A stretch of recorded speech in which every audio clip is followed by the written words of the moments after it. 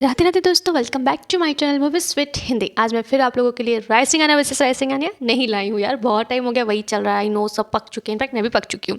तो मैं आज आप लोगों के लिए लाई हूँ रिसेंटली जो सनी लिव पर रिलीज हुआ है महारानी सीजन 3 के एपिसोड्स। जी हाँ, इसके मैंने पार्ट 1 और पार्ट 2 तो अभी तक एक्सप्लेन नहीं किया है क्योंकि मैंने तब तक किया ही नहीं था यूट्यूब। तो मैंने अभी जस्ट पार्ट 3 रिलीज हुआ तो वो एक्सप्लेन कर रही हूँ। अगर आपको उसको पार्ट 1 पार्ट 2 भी चाहिए तो मुझे कमेंट करके जरूर बताइएगा, मैं आप लोगों के लिए उसको भी एक्सप्लेन कर दूंगी। तो फिलहाल आज हम एक्सप्लेन करने वाले हैं एक्सप्लेनेशन 1 एंड 2, बाकी 3 और 4 मैं बहुत जल्दी एक्सप्लेन करूंगी। तो इसका जो वेब सीरीज़ है वो राजनीति के ऊपर है और काफ़ी ज़्यादा इंटरेस्टिंग भी है। अगर किस लोगों ने इनका पार्ट 1 पार्ट 2 देखा हुआ है तो उनको पता होगा।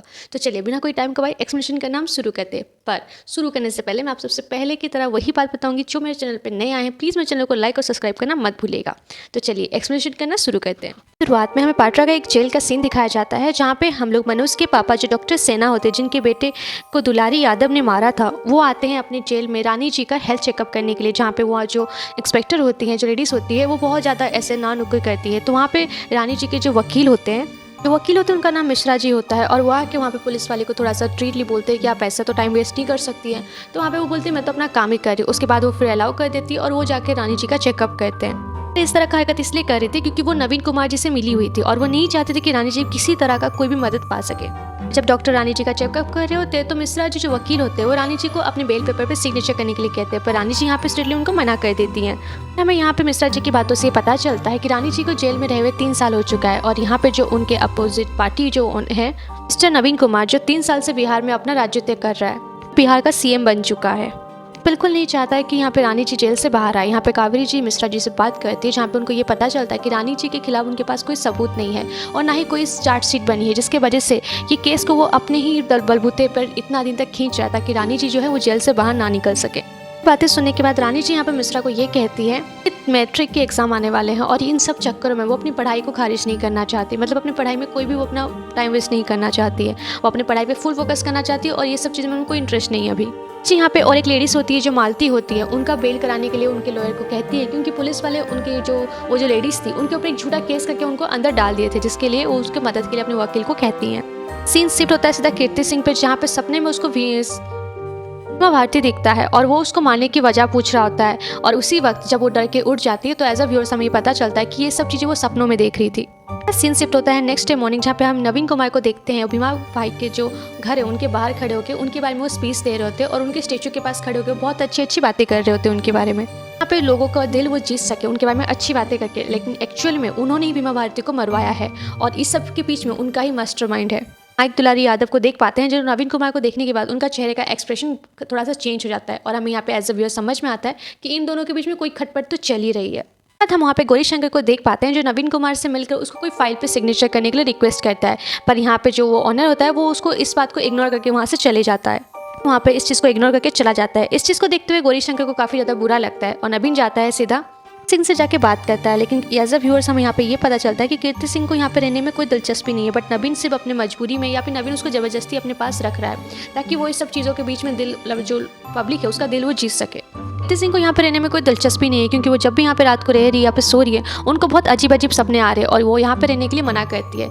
तो नवीन कुमार उनको ये कहता है कि जब तक वो महारानी जेल के अंदर बंद नहीं हो जाती, मतलब जब तक उनको जेल नहीं हो जाती तब तक आप बस वहाँ पे रहिए, उसके बाद आप जहाँ मर्जी आप वहाँ पर जा सकती हैं। प्रेम कुमार और गौरी शंकर को देख पाते हैं जो कीर्ति और नवीन के ऊपर ही नजर रखे होते हैं कि वो दोनों ऐसी कौन सी बातें कर रहे हैं। उसके बाद सीन शिफ्ट होता है नेक्स्ट, भारती जी जो होती हैं वो पुलिस वैन में बैठ के अपनी 10वीं के एग्जाम देने के लिए जाती है, जहाँ पे जो लेडीज़ पुलिस ऑफिसर थी जहाँ पे एग्जाम देने वाली थी वो क्लासरूम को बहुत अच्छे से चेक करती है और उसके बाद वो नवीन जी को कॉल करके इस बारे में इन्फॉर्म करती हैं। और यहाँ पे हम रानी जी को देख पाते हैं जो अपने अच्छे से एग्जाम दे के अपना जब एग्जाम पेपर है सबमिट कर देती हैं। उसके बाद सीन शिफ्ट होता है सीधा नवीन कुमार के ऊपर, जो अपने पार्टी के अध्यक्ष तर्केश कुमार बाबू जी से ये बात कर रहे थे कि इन 3 सालों में हमने क्या क्या बेनिफिट किया, मतलब कितने सारे प्रोग्रेस किया है बिहार में।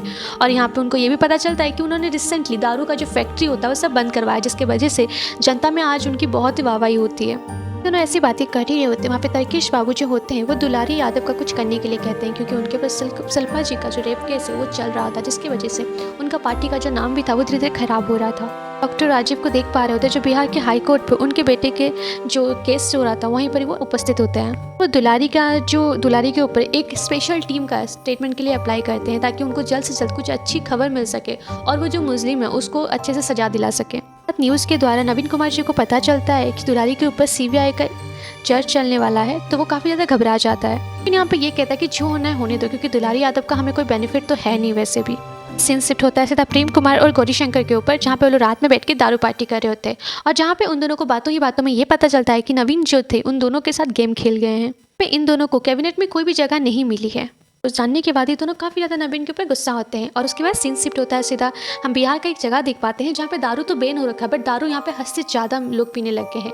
मतलब यहाँ पे दारू तो ऐसे लीगली सबके सामने बंद कर दिया गया है, बट यहाँ पे लोग चोरी छुपे दारू का व्यापार अभी भी कर रहे हैं, जिसकी वजह से लोग ब्लैक में दारू खरीद के पीने लग गए हैं और यहाँ पे दारू पीने की जो तादाद थी वो धीरे धीरे और भी बढ़ने जा रही है। मास्टर माइंड जो होता है नवीन कुमार जी का होता है, क्योंकि ब्लैक में दारू बेचकर वो और भी ज़्यादा अच्छा पैसा कमाने लग गए थे। शिफ्ट होता है सीधा मचान बाबा के ऊपर, जो अपने आश्रम में लोगों को प्रवचन दे रहे होते हैं और वहीं पर ही हम फिर से देख पाते हैं कि सारे जो पॉलिटिक्स आदमी होते हैं वो सब वहाँ पे बाबा जी के पास मिलने के लिए आते हैं और वहाँ पे उनका एक सीक्रेट रूम में मीटिंग स्टार्ट हो जाता है। मचान बाबा जो दुलारी यादव को ये कहते हैं कि नवीन ने डिसाइड किया है कि तुम्हें अपने पद से कुछ टाइम के लिए रिजाइन देना पड़ेगा, बट नवीन यहाँ जो दुलारी होता है वो काफ़ी ज़्यादा गुस्सा हो जाता है। वो कहता है कि मैं जानता हूँ ये सब तुम लोग का मास्टर माइंड है, तुम लोग ऐसे मुझे मेरे पद से हटाकर मुझे इस जगह से निकालना चाहते हो। और ये कहते हुए वो काफ़ी ज़्यादा गुस्सा होकर वहाँ से निकल जाता है। जब यहाँ से निकल जाता है अपने घर जाता है तो हम देखते हैं कि दुलारी यादव का लाश गाड़ी के अंदर पड़ा हुआ है, मतलब किसी ने उसको जहर दिया है या फिर कैसे मरा I don't know.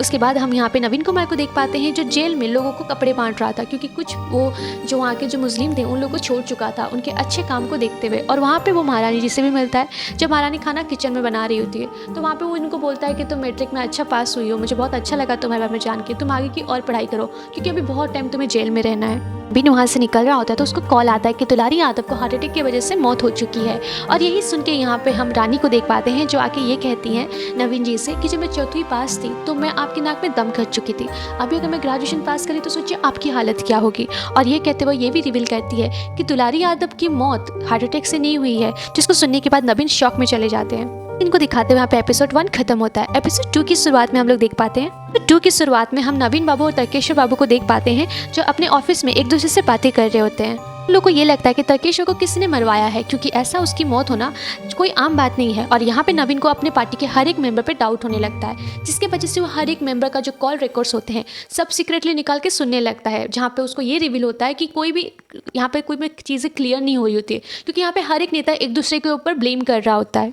Scene shift होता है रानी भारती की बेटी के ऊपर, जो अपने बड़े भाई को फ़ोन करके ये कहती है कि आज मम्मी कोर्ट पे आने वाली है और उनकी आज हेयरिंग है। तो उनका बेटा यहाँ पे उनको मना कर देता है कि मैं उनसे नहीं मिलना चाहता। एज अ व्यूअर्स हमें ये समझ में आता है कि उनका जो बेटा होता है वो उसकी माँ को पसंद नहीं करता है। बेटा जो जय होता है उनको ये लगता है कि उनकी मम्मी ने उनके पापा को मारा है, जिसकी वजह से वो अपनी मम्मी से नफरत करने लग गए थे। इसके बाद हम यहाँ पे रोशनी को देख पाते हैं जो रानी जी की बेटी होती है, उसको अपने सामने 2 लड़के दिखते हैं जो काफ़ी देर से उन लोगों के ऊपर फॉलो कर रहे होते हैं। जो लड़की होती है वो यही बात अपने वकील मिश्रा जी को बताती है, जहाँ पे जब मिश्रा जी आके उन लोगों को घूरने लगते हैं तो वो लोग वहाँ से चले जाते हैं। रानी भारती को भी देख पाते हैं जो पुलिस वैन से आकर अपने कोर्ट में बच्चों से मिलती है और बच्चों को अपने हाथों से खाना भी खिलाती है। उसके बाद वकील उनको बोलते हैं कि आज आप तो बेल लेने आई थी। तो रानी भारती कहती है मैं तो बेल लेने आई ही नहीं थी, मैं तो अपने बच्चों से मिलने के लिए आई थी। इतना कहते हुए वो वहाँ से निकल जाती हैं। पूरा सीन शिफ्ट होता है सीधा दुलारी यादव का जो लास्ट होता है। शोक सभा में सब कोई आए होते विधायक, और वहाँ पे वो सब कोई एक दूसरे को झूठा दिखावा करने लग जाते हैं, बट वहाँ पे कोई किसी का हाथ का कुछ खाता नहीं कि कोई पीता नहीं, क्योंकि सबको डाउट था कि कहीं इसके वजह से हमारी भी मौत ना हो जाए। वहाँ पे प्रेम कुमार जी को मैसेज आता है और उसको ये पता चलता है कि रानी भारती ने मीडिया में ये कहा कि दुलारी ने यहाँ पे प्रेम कुमार का भांडा फोड़ने वाला था और इसीलिए ये लोग सबको मिलकर उसको मार दिए हैं। बीमा भारती के साथ भी कुछ इस तरह का ही हरकत हुआ है। मुझे इधर जेल में कुछ हो गया तो इस सब की जिम्मेदारी नवीन कुमार जी की ही होगी। हम मीडिया वालों को देख पाते हैं जो नवीन कुमार जी से आके सवाल पूछने लगते हैं, पर नवीन कुमार जी यहाँ पे उनको नो कमेंट्स कहकर वहाँ से निकल जाते हैं। एज अ व्यूअर्स हम लोग ये देख पाते हैं कि नवीन कुमार जी के दिमाग में एक ही बात चल रही थी जो रानी ने उससे कहा था कि दुलारी की मौत हार्ट अटैक से नहीं हुई है। डॉक्टर राजीव सेना को देख पा रहे होते हैं जो अपने पेशेंट का इलाज कर रहे होते हैं। तो वहाँ पे एक आदमी आके तर्केश्वर बाबू से मिलाने के लिए डॉक्टर को वहाँ से ले जाता है और वो जाके उनको गाड़ी में मिलते हैं। अब हम तर्केश्वर बाबू को देख पाते हैं जो डॉक्टर से ये पूछते हैं कि रानी भारती जी से यहाँ पे कौन कौन मिला है। तो यहाँ पे डॉक्टर जो होते हैं वो ये रिप्लाई करते हैं खुद ही पता लगा लीजिए, इस सब चीज़ में मैं क्या कर सकता हूँ। उसके बाद सीन शिफ्ट होता है नवीन कुमार के ऑफिस में, जहाँ पे नवीन कुमार अपने सारे नेताओं के साथ बैठ के मीटिंग कर रहा होता है। बट वहाँ पे वो नोटिस करता है कि कोई भी नेता जो होता है, जैसे कि पहले भी किसी के कुछ भी पी नहीं रहे थे या फिर कोई ड्रिंक नहीं ले रहे थे, कोई एक पानी का बूंद तक नहीं पी रहा था, क्योंकि सबको डर था कहीं ना कहीं अभी किसी की नेक्स्ट मौत ना हो जाए। चीज़ें देख के नवीन कुमार को काफ़ी ज़्यादा गुस्सा आता और वो सारे नेताओं पे गुस्सा करने लग जाता है कि भला मैं तुम सबको जहर क्यों दूंगा और तुम लोग किस टाइप का बिहेव कर रहे हो। और यहाँ पे ये भी रिवील करते हैं अगर तुम में से किसी नेता को भी कुछ हो जाएगा तो ऑब्वियसली मेरा राज यहाँ पे भांडा फूट सकता है, तो मैं जानबूझ के ऐसी हरकत तो नहीं करूँगा। सीन शिफ्ट होता है सीधा मिश्रा जी के ऊपर, जो रानी भारती के बच्चों के साथ घर जा रहे होते हैं।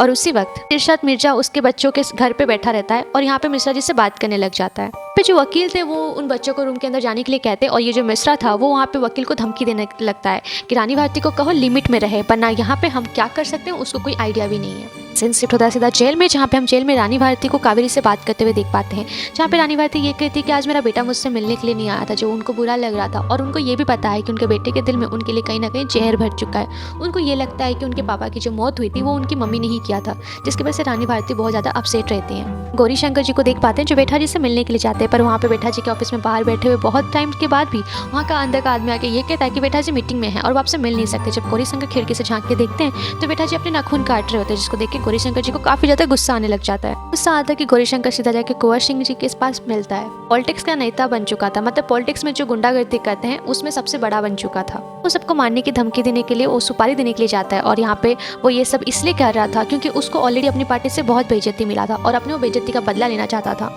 को यहाँ पे कट करते हुए हमें स्कूल का सीन दिखाया जाता है, जहाँ पे रानी भारती के बच्चों को स्कूल से जब मिश्रा जी घर लेके आ रहे थे तो वहाँ पे 2 बाइक पे आदमी आके उनके बंदूक चला देते हैं और उनके बच्चे बाल बाल बच जाते हैं। जब जेल में रानी भारती जी को पता चलती है तो वो तुरंत ही मिश्रा जी को कॉल करके ये कहती है कि उनको बेल का पेपर रेडी करे और वो अभी 1 मिनट भी जेल में रहना नहीं चाहती है। उनका दिल में अभी अपने बच्चों के लिए काफ़ी ज़्यादा डर बैठ गया था।